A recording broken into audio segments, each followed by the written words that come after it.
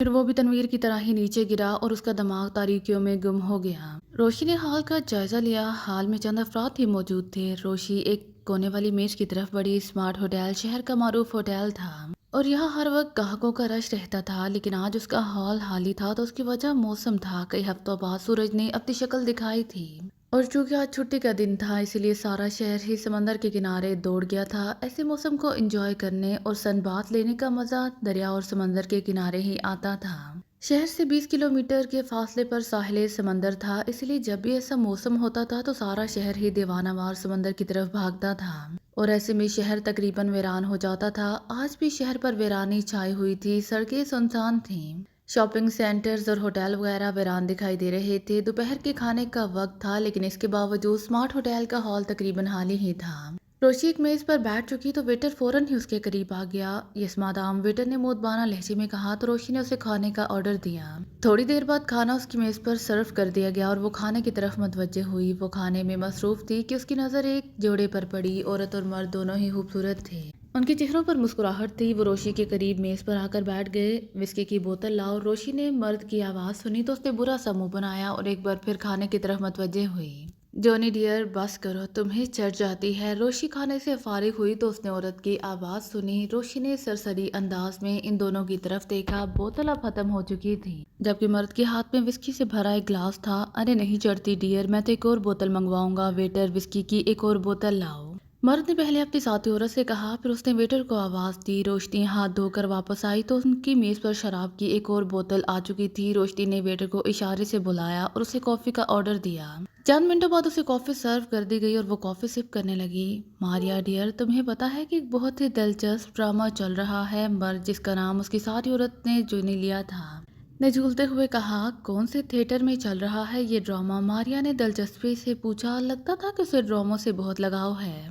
Maria dear, ये stage drama नहीं है, बल्कि ये इंतहाई खतरनाक ड्रामा है जिसमें अब तक दर्जनों लोग मारे जा चुके हैं और अभी सैकड़ों लोग मारे जाएंगे। जॉनी ने कहा, मैंने कहा था ना कि तुम ज्यादा पी लेते हो तो बहक जाते हो। मारिया ने मुंह बनाते हुए कहा, तुम समझ रही हो कि मैं बहक गया हूँ? ऐसी बात नहीं है। ये मुल्कों के दरमियान एक दिलचस्प और खूनी ड्रामा है। इसराइल, काफरिस्तान, पाकिस्तान, बुल्गारिया और अराडान के साइंसदान एक प्रोजेक्ट पर काम कर रहे थे, पर तमाम साइंसदान अगवा हो गए। अब पांचों ममालिक एक दूसरे पर शक कर रहे हैं और उनके एजेंट एक दूसरे को कत्ल पे कत्ल किए जा रहे हैं। जॉनी ने ऐसे लहजे में कहा जैसे कोई दिलचस्प ड्रामा उसके सामने हुआ हो और वो उसकी तफसील बता रहा हो। तुम बाकी मानता शराब पी लो, इसके बाद मैं तुम्हें तुम्हारे फ्लैट छोड़ाती हूँ। मारिया ने बेजार लहजे में कहा। रोशनी तो पहले ही बेजारी से उनकी बातें सुन रही थी, लेकिन पाकिस्तान और साइंसदानों का जिक्र सुनकर वो चौंकी और तवज्जो से उनकी बातें सुनने लगी। लेकिन बज़ाहिर वो इनकी तरफ मुतवज्जे नहीं थी, सिर्फ कॉफी पी रही थी। तुम मेरी बातों पर यकीन नहीं कर रही हो? ना करो, मामला ही ऐसा है कि मैं तुम्हें कोई सबूत नहीं दिखा सकता। जॉनी ने मुंह बनाते हुए कहा और साथ उसने कंधे भी उचकाए। मुझे तुम्हारी बात पर यकीन आ गया। अब उठो, मैं तुम्हारे फ्लैट पर तुम्हें पहुंचा दूं। मारिया ने कहा, तुम्हारा शुक्रिया, तुम जा सकती हो, मैं अपने फ्लैट तक खुद जा सकता हूँ। जॉनी ने नाराज लहजे में कहा, अब ज्यादा नाराजगी मत दिखाओ, उठो, मैं तुम्हें छोड़ आती हूँ। और कहाँ है तुम्हारा वॉलेट? मैं विस्की का बिल अदा कर दूं। मारिया ने इस मर्तबा बेतकल्लुफाना अंदाज में कहा और इसके साथ उसने जॉनी की जेब में हाथ डालकर वॉलेट निकाला और वॉलेट में मौजूद तमाम डॉलर्स निकाल लिए। इसके बाद उसने वेटर को बुलाया और बिल लाने के लिए कहा। रोशी ने भी इस दौरान अपना बिल अदा कर दिया। उठो, अब चलें। मारिया ने जॉनी का हाथ पकड़कर उसे उठाते हुए कहा, तुम अक्सर मेरा वॉलेट खाली कर देती हो। जॉनी ने नाराज से लहजे में कहा, तो फिर क्या हुआ? मैं अक्सर तुम्हारी बेजार लम्हों को खुशियों में भी तो बदल देती हूँ। मारिया ने मुस्कुराते हुए कहा। फिर वो दोनों हॉल के दरवाजे की तरफ बढ़े, जबकि रोशी उनसे पहले ही उठकर बाहर पार्किंग में आ गई थी जहाँ उसकी कार मौजूद थी। मारिया और जॉनी भी हाल से बाहर आकर पार्किंग की तरफ बढ़े और नीले रंग की एक कार में सवार हो गए। ड्राइविंग सीट पर मारिया बैठी थी, जबकि जॉनी उसके साथ फ्रंट सीट पर बैठ गया था। 5 ममालिक का जिक्र रोशी के लिए दिलचस्पी का बायस था। वो जानती थी कि पाकिस्तान और इसराइल के ताल्लुकात नहीं हैं। इसराइल पाकिस्तान को और पाकिस्तान इसराइल को दुश्मन समझता है। फिर वो दोनों कैसे एक ही प्रोजेक्ट पर काम कर रहे थे? ना सिर्फ ये दो ममालिक, बल्कि बर्गानिया, काफरिस्तान और अराडान भी इस प्रोजेक्ट में शरीक थे। उसके जहन में कई सवाल उभर रहे थे और सिर्फ जॉनी ही इसके सवालों के जवाब दे सकता था। लिहाजा उसने जॉनी से मालूमात हासिल करने का फैसला किया था। जॉनी और मारिया की कार ग्रीन रोड की तरफ जा रही थी। रोशी नहायत एहतियात से इसका ताकुब कर रही थी। फिर उनकी कार लार्ड प्लाजा की पार्किंग में पहुंचकर रुक गई। वो दोनों कार से नीचे उतरे। मारिया प्लाजा से बाहर जाने लगी, جبکہ جونی سیڑھیوں کی طرف بڑھ رہا تھا، روشی بھی سیڑھیاں چڑھنے لگی۔ جونی دوسری منزل پر پہنچ کر فلیٹس کی طرف بڑھا، پھر ایک فلیٹ کے دروازے پر پہنچ کر رک گیا اور چابی سے تالا کھولنے لگا۔ جب وہ فلیٹ میں داخل ہو گیا تو روشی اس دروازے تک پہنچی اور اس نے ڈور بیل کے بٹن پر انگلی رکھی۔ کون؟ چند لمحوں بعد جونی نے دروازہ کھول کر روشی کو غور سے دیکھتے ہوئے کہا، میں ماریا کی فرینڈ لگی ہوں۔ روشی نے خوبصورت انداز میں مسکراتے ہوئے کہا، اچھا تو اندر آ جاؤ۔ جونی نے اسے راستہ دیتے ہوئے کہا، شکریہ، میں جانتی ہوں ماریا ایک بے وفا عورت ہے، وہ مجھ سے اکثر تمہارا ذکر کرتی رہتی ہے، لیکن اس تذکرے میں زیادہ تر وہ تمہارا مذاق اڑاتی ہے۔ وہ تمہارا والٹ خالی کر کے تمہیں بے وقوف بناتی ہے اور تم کچھ بھی نہیں بولتے۔ روشی نے فلیٹ میں داخل ہوتے ہی کہا، تم ٹھیک کہتی ہو، ماریا ایک لالچی عورت ہے، لیکن کیا کروں، وہ میری دوست ہے، جونی نے کہا اور اس کے ساتھ اس نے فلیٹ کا دروازہ بند کر دیا۔ تم اگر چاہو تو میں تم سے دوستی کرنے کے لیے تیار ہوں۔ میں ماریا سے کم عمر ہوں، اس سے زیادہ خوبصورت بھی ہوں اور لالچی بالکل نہیں ہوں، کبھی بھی ڈالرز کا مطالبہ نہیں کروں گی۔ روشی نے کہا، تم جیسی خوبصورت اسمارٹ لڑکی سے دوستی تو میری خوش قسمتی ہے، میں آج سے ماریا کی دوستی پر لعنت بھیجتا ہوں، اب صرف تم میری دوست ہو، جونی نے خوشی سے معمول لہجے میں کہا۔ مجھے ابھی پارکنگ میں ماریا ملی تھی، وہ کہہ رہی تھی کہ تم کسی ڈرامے کا ذکر کر رہے تھے۔ کیا ہے ڈرامہ؟ مجھے تو ڈرامہ کا بہت ہی شوق ہے، روشی نے کہا۔ میں ایک تھیٹر ڈرامے کا ذکر کر رہا تھا، آج کل وہ بہت پسند کیا جا رہا ہے، کسی دن چلیں گے دیکھنے۔ روشی کی بات سن کر جونی ایک لمحے کے لیے چونکا، لیکن پھر اس نے خود پر قابو پا لیا اور نارمل انداز میں بولا، ماریا بتا رہی تھی کہ تم اس ڈرامے کے سلسلے میں کئی ملکوں کا نام بھی لے رہے تھے۔ روشی نے اسے مسکراتی ہوئی نظروں سے دیکھتے ہوئے کہا تو جونی کی آنکھوں میں ایک دم سختی کے تاثرات ابھر آئے۔ کون ہو تم؟ جونی نے سخت لہجے میں کہا، اس کے ساتھ ہی اس نے جیب سے ریوالور نکال لیا۔ میں نے بتایا تو ہے کہ میں لکی ہوں، پہلے ماریا کی دوست تھی، اب تمہاری دوست ہوں، روشی نے بدستور مسکراتے ہوئے کہا۔ ریوالور کی طرف اس نے آنکھ اٹھا کر بھی نہیں دیکھا تھا۔ تم شاید اسے کھلونا سمجھ رہی ہو، یہ انتہائی خطرناک ریوالور ہے اور میں تمہیں اپنے نشانے کے بارے میں بھی بتا دوں کہ میرا نشانہ اتنا پختہ ہے کہ میں اڑتی ہوئی چڑیا کا صرف ایک پر اڑا سکتا ہوں، جونی نے ایک رخت لہجے میں کہا۔ اچھا یہ سچ مچ کا ریوالور ہے، میں اسے کھلونا ہی سمجھ رہی تھی، ذرا دکھانا مجھے، روشی نے معصوم لہجے میں کہا، ساتھ اس نے جونی کی طرف ہاتھ بھی بڑھایا، لیکن جونی نے ریوالور والا ہاتھ فوراً پیچھے کر لیا۔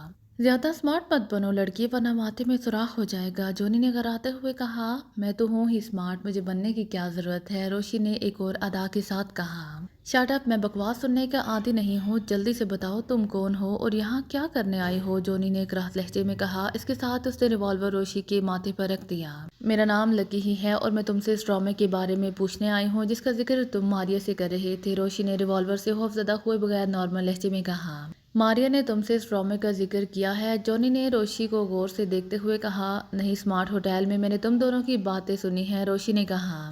اور تو تم ہمارا تعاقب کرتے ہوئے یہاں تک پہنچی ہو، جونی نے چونکتے ہوئے کہا۔ ہاں، روشنی نے اس بات کے انداز میں سر ہلاتے ہوئے کہا، لیکن کیوں، تمہارا ان باتوں سے کیا تعلق ہے، جونی نے سخت لہجے میں کہا۔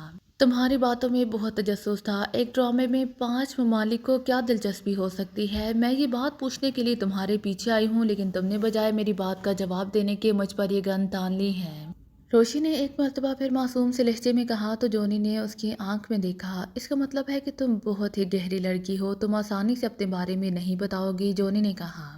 میں نے سب کچھ بتا دیا، اب تم بھی بتا دو نا پلیز، روشی نے بدستور معصومیت سے کہا۔ تم ادھر دیوار کی طرف منہ کر لو، جونی نے ریوالور اس کے ماتھے سے ہٹاتے ہوئے کہا۔ ارے کیا ارادے ہیں تمہارے، روشی نے مانحیز انداز میں مسکراتے ہوئے کہا۔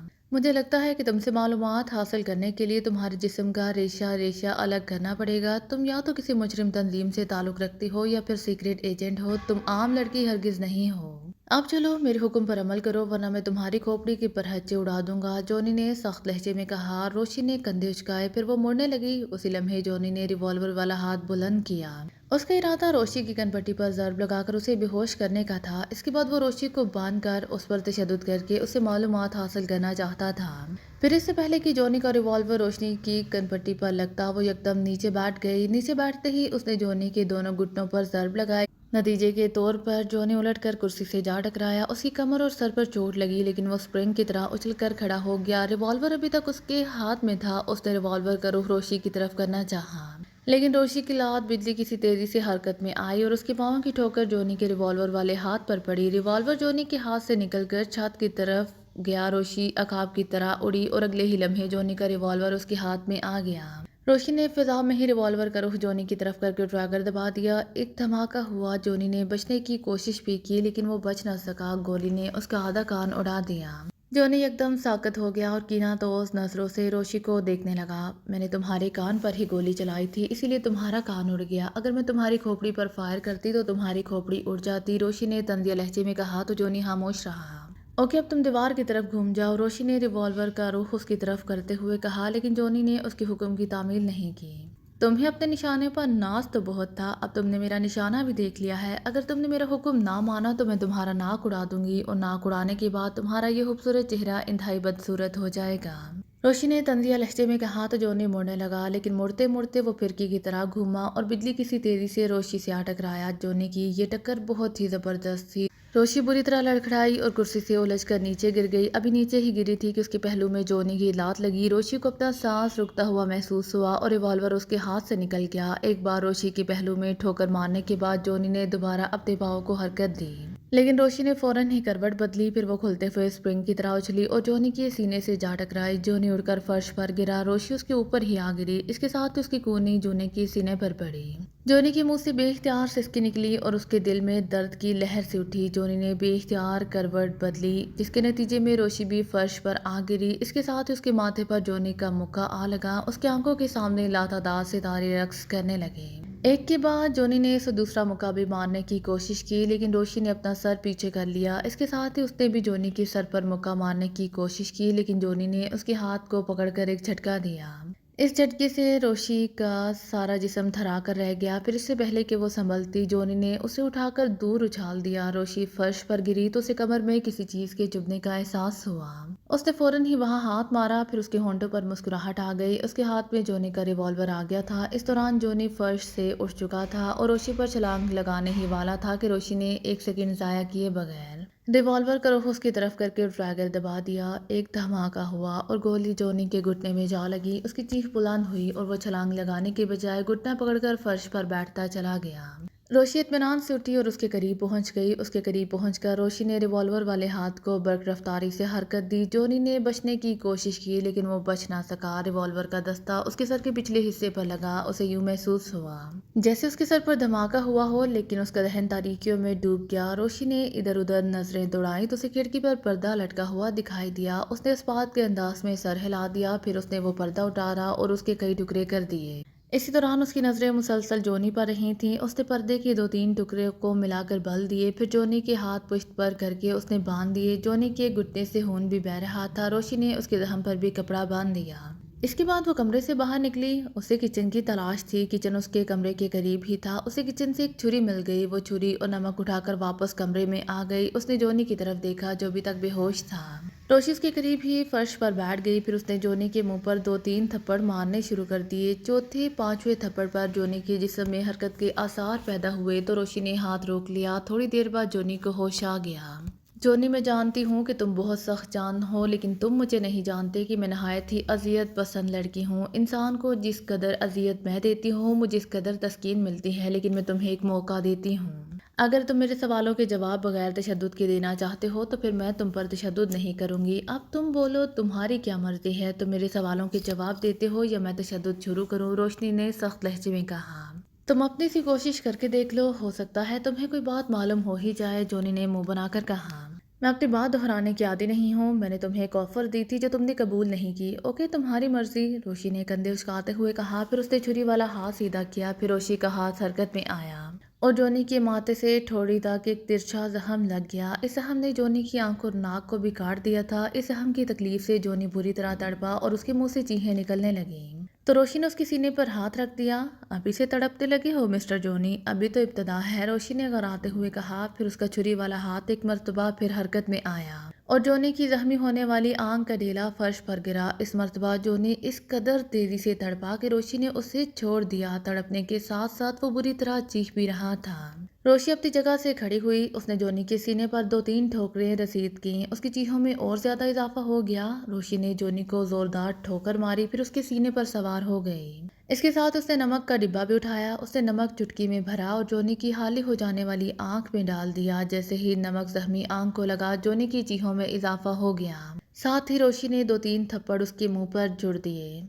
इडियट, अभी से चीख रहा है? अभी तो ये तेरे जिस्म पर पहला जख्म लगा है। मैं तेरे जिस्म पर सैकड़ों जख्म लगाऊंगी। हर जख्म में नमक भरूंगी। मैं देखती हूँ कि तुम में कितनी कुव्वत बर्दाश्त है। روشنی نے طنزیہ لہجے میں کہا۔ جونی نے اس کی بات کا جواب نہ دیا، وہ بدستور چیختا رہا۔ روشنی نے ایک بار پھر چھری والا ہاتھ بلند کیا۔ اب میں تمہاری دوسری آنکھ نکالنے لگی ہوں، روشنی نے ایک مرتبہ پھر غراتے ہوئے کہا۔ نہیں، رک جاؤ، جونی نے چیختے ہوئے کہا تو روشنی نے ہاتھ روک لیا۔ اوکے، اگر تم بتانے پر تیار ہو تو میں رک جاتی ہوں، ورنہ میں نے تمہاری دوسری آنکھ بھی نکال کر اس میں نمک بھرنا ہے، اس کے بعد تمہیں کسی فٹ پاتھ پر پھینک دینا ہے جہاں لوگ تم پر خوف بھی کھائیں گے اور ترس بھی۔ ترس کھا کر تمہیں بھیک بھی دیں گے، روشنی نے سخت لہجے میں کہا۔ مم، میں تمہارے سوالوں کا جواب دوں گا، لیکن پہلے میری آنکھ کا علاج کرو، میں بہت زیادہ اذیت میں مبتلا ہوں، جونی نے لرزتے ہوئے لہجے میں کہا۔ میں ڈاکٹر نہیں ہوں کہ تمہاری آنکھ کا علاج کروں، تم میرے سوالوں کا جواب دو، اس کے بعد میں تمہیں کسی ہسپتال میں پہنچا دوں گی، روشنی نے سخت لہجے میں کہا۔ پاپ، پوچھو کیا پوچھنا چاہتی ہو تم، جونی نے اذیت بھرے لہجے میں کہا۔ تم ماریا سے کس ٹرامے کا ذکر کر رہے تھے، روشنی نے بدستور لہجے میں کہا۔ اسرائیل نے انسانیت کی فلاح کے لیے کوئی بہت بڑا پروجیکٹ بنایا ہے، تو مجھے پانی تو پلا دو، میرا حلق خشک ہو رہا ہے، جونی نے بات کرتے کرتے پانی طلب کر لیا۔ پانی کی بوتل کمرے میں موجود تھی، روشنی نے میز کی طرف دیکھا، پھر اٹھ کر وہ میز کی طرف بڑھی، اس نے بوتل اٹھا کر ڈھکن کھولا، پھر بوتل جونی کے منہ سے لگا دی، جونی گٹا گٹ بہت سا پانی پی گیا۔ اسرائیل انسانیت کی فلاح کا منصوبہ کیسے بنا سکتا ہے، وہ تو انسانیت کا سب سے بڑا دشمن ہے، روشنی نے بوتل اس کے منہ سے ہٹاتے ہوئے نہایت ہی طنزیہ لہجے میں کہا۔ ہم اس بارے میں کچھ نہیں کہہ سکتے، بہرحال اس نے منصوبہ بنایا، اس منصوبے میں مدد کے لیے کافرستان، پاکیزیہ، بلغاریہ اور اردن کی حکومتوں سے مدد طلب کی، کیونکہ اسرائیل کی معلومات کے مطابق اس پروجیکٹ کی تکمیل کے لیے جو سائنسدان ضروری تھے وہ ان ملکوں کے تھے۔ اسرائیل نے ان سائنسدانوں کو اغوا کرنے کے بجائے ان کی حکومتوں سے درخواست کی کہ وہ انہیں اسرائیل بھیج دیں، چونکہ پروجیکٹ بہت بڑا تھا اور انسانیت کی فلاح کے لیے تھا، اسی لیے ان ممالک کی حکومتوں نے اسرائیل کے مطلوبہ سائنسدان اسرائیل بھیج دیے۔ اب اسرائیل سے وہ سائنسدان اغوا ہو چکے ہیں اور وہ 5 ممالک ایک دوسرے پر شک کر رہے ہیں، 4 ملکوں کے سیکرٹ ایجنٹ اسرائیل پہنچ چکے ہیں، جونی نے طویل گفتگو کرتے ہوئے کہا۔ اس کی باتیں سن کر روشنی سوچ میں گم ہو گئی، وہ بہت دیر تک سوچتی رہی۔ اسرائیل سمیت ان 5 ممالک میں سے کسی نے ان سائنسدانوں کو اغوا نہیں کیا، بلکہ یہ تمہارا کام ہے، روشنی نے اس کی اکلوتی آنکھ میں دیکھتے ہوئے کہا۔ نہیں، یہ ہمارا کام نہیں ہے، یہ سچ ہے کہ میرا تعلق ایک خفیہ مجرم تنظیم واد سے ہے، ملکوں کے قومی راز چرانا، سائنسدانوں کو اغوا اور قتل کرانا، حکومتوں کے تحت الٹانا جیسے ہمارے کام تنظیم کرتی ہیں۔ لیکن اسرائیل سے ان سائنسدانوں کی گمشدگی میں ہماری تنظیم کا کوئی ہاتھ نہیں ہے، جونی نے انکار کے انداز میں سر ہلاتے ہوئے کہا۔ پھر یہ کام کس کا ہے، روشنی کے لہجے میں ایک بار پھر تلخی آ گئی۔ میں ان کے بارے میں نہیں جانتا، جونی نے کہا تو روشنی کا چھری والا ہاتھ بلند ہو گیا۔ میں سچ کہہ رہا ہوں، میرا یقین کرو، جونی نے ہکلاتے ہوئے کہا۔ جن افراد کی باتیں تمہیں اتنی تفصیل سے معلوم ہے تم ان کے بارے میں جانتے کچھ نہیں ہو، روشنی نے طنزیہ لہجے میں کہا۔ میں سچ کہہ رہا ہوں، یہ باتیں تو بس مجھے اتفاق سے معلوم ہو گئی ہیں، جونی نے کہا۔ کیسے اتفاق سے معلوم ہوئی ہیں یہ بتاؤ، روشنی نے ایک مرتبہ پھر سخت لہجے میں کہا۔ میں اپنی تنظیم کے کام کے سلسلے میں لیرونے گیا ہوا تھا، وہاں مجھے یہ باتیں معلوم ہو گئی ہیں، جونی نے کہا۔ لیرونے ایک افریقی ملک ہے نا، روشنی نے سوالیہ لہجے میں کہا۔ ہاں، یہ افریقی ملک ہے، زیادہ مشہور نہیں ہے، لیکن اس کے جنگلات اور اسرار بہت زیادہ ہیں، پراسراریت میں یہ دوسرے افریقی ممالک سے کہیں زیادہ آگے ہے، جونی نے کہا۔ اب آگے بولو کہ تمہیں یہ باتیں کیسے معلوم ہوئی، روشنی نے کہا۔ میں ایک امریکی سیاستدان کے تعاقب میں لیرونے گیا تھا، مجھے سیاستدان کی سرگرمیوں کی فلم بنانا تھی تاکہ اس سے بلیک میل کیا جا سکے، اس نے ہوٹل میں کمرے کی بکنگ یہیں ایگری سے ہی کرائی تھی، میں سے پہلے ہی لیرونے پہنچ گیا اور میں نے اس کمرے میں انتہائی جدید اور طاقتور ڈکٹا فون فٹ کر دیا جو کہ ایک ریکارڈر سے منسلک تھا، میں نے ریکارڈر میں آٹو ٹائم بھی سیٹ کر دیا، پھر میں اپنی تنظیم کے مقامی انچارج سے ملنے چلا گیا، اس کے ساتھ واپس آیا تو معلوم ہوا کہ سیاستدان کی فلائٹ تاخیر کا شکار ہے اور اس نے کمرے کی بکنگ بھی تبدیل کرا دی ہے، میں نے نئی بکنگ کے حساب سے ڈکٹا فون سیٹ کر دیا، پہلے والے کمرے میں کوئی اور جوڑا آ گیا تھا، یہ باتیں ان کے درمیان ہوئی تھیں۔ ان کے مطابق سائنسدانوں کو لیرونے کے کسی جنگل میں لایا گیا ہے، جونی نے کافی طویل گفتگو کرتے ہوئے کہا۔ اس جوڑے کے مرد و عورت کا نام بھی تمہیں معلوم ہوا ہوگا، روشنی نے کہا۔ نہیں، ساری گفتگو کے دوران انہوں نے ایک دوسرے کو ڈیئر اور سویٹ ہارٹ کہہ کر ہی مخاطب کیا ہے، جونی نے کہا۔ مزید کیا باتیں ہوئیں یہ بھی بتاؤ، روشنی نے کہا۔ مجھے اس معاملے سے دلچسپی تو بہت ہو گئی تھی، لیکن میں اس معاملے کو زیادہ وقت نہیں دے سکتا تھا کیونکہ میں جس مقصد کے لیے گیا تھا میں نے وہ پہلے مقصد پورا کرنا تھا، اسی لیے مجھے بس اتنی ہی باتیں معلوم ہو سکی ہیں، جونی نے کہا تو روشنی نے اسبات کے انداز میں سر ہلا دیا۔ اب آخری سوال، وہ جوڑا کس ملک کی زبان اور لب و لہجے میں باتیں کر رہا تھا، روشنی نے پوچھا۔ وہ افریقی زبان تھی، میں چونکہ افریقی زبان جانتا ہوں اسی لیے مجھے ان کی باتیں سمجھ آ گئی، جونی نے کہا۔ لیرونی میں تمہاری تنظیم کے مقامی انچارج کا کیا نام ہے؟ روشی نے کہا وہاں کا مقامی انچارج افریقی ہی ہے اور اس کا نام رواڈو ہے۔ جونی نے کہا لیرونی میں تمہاری تنظیم کا آفس کہاں ہے؟ روشی نے جونی سے ایک اور سوال کیا۔ بلیک ساٹ پر ہاؤس نمبر 199 ہماری تنظیم کا آفس ہے، جونی نے بتایا۔ روشی تقریباً تمام سوال پوچھ چکی تھی، اسی لیے اس نے چھری ایک طرف پھینک دی۔ چھری پھینک کر وہ اٹھی اور 2 قدم آگے بڑھی، پھر وہ مڑی۔ اس کا رخ جونی کی طرف ہوا، اس کا ریوالور والا ہاتھ سیدھا ہوا۔ اس نے ٹریگر پر دباؤ ڈالا تو ایک دھماکہ ہوا اور جونی کے ماتھے میں سوراخ ہو گیا۔ اس کی دل ہراش چیخ بلند ہوئی اور وہ تڑپنے لگا۔ روشی نے اسے تڑپتا ہوا چھوڑا اور کمرے سے باہر نکل آئی۔ چند ہی لمحوں بعد اس کی کار سڑک پر دوڑ رہی تھی۔ کار ڈرائیو کرتے ہوئے اس نے جیب میں سے مخصوص سیل فون نکال لیا۔ یہ سیل فون پاکیزہ سیکرٹ سروس کے مخصوص نیٹ ورک کا تھا۔ اس نے عمران کے نمبر پریس کیے اور جلد ہی دوسری طرف بیل جانے لگی۔ یس علی عمران MSCDS یاکسن۔ دوسری طرف سے کال ریسیو ہونے کے بعد عمران کی آواز سنائی دی۔ عمران میں روشی بول رہی ہوں، کیا تم ان دنوں اسرائیل میں ہو؟ روشی نے کہا ارے تم تو نجومی ہو گئی ہو۔ غلط کہہ گیا، بلکہ نجومن ہو گئی ہو، عمران کی چہکتی ہوئی آواز سنائی دی۔ ہاں، اور میں نے اسی علم نجوم سے ان سائنسدانوں کے بارے میں کچھ معلومات حاصل کی ہیں جن کی تلاش میں تم اسرائیل کی خاک چھان رہی ہو۔ نہ صرف تم بلکہ بلغاریہ، کافرستان اور ایران کے سیکرٹ ایجنٹ بھی اسرائیل میں مجنوں بنے ہوئے ہیں۔ روشی نے مسکراتے ہوئے کہا ارے واہ، پھر تو تم نے ہی سب سے بازی جیت لی ہے۔ دوسری طرف سے عمران نے کہا بازی تو جولیا نے جیتی ہے، میرے ایسے نصیب کہاں۔ روشی نے بدستور مسکراتے ہوئے کہا اچھا بتاؤ کہ کہاں چھپے ہوئے ہیں یہ سائنسدان؟ دوسری طرف سے عمران نے پوچھا۔ میں چارٹر طیارے سے اسرائیل پہنچ رہی ہوں، ملاقات پر بات ہوگی، اللہ حافظ، روشی نے کہا اور اس کے ساتھ اس نے کال منقطع کر کے کان سے ہینڈ فری کی پن بھی نکال لی اور کار کی رفتار میں بھی اضافہ کر دیا۔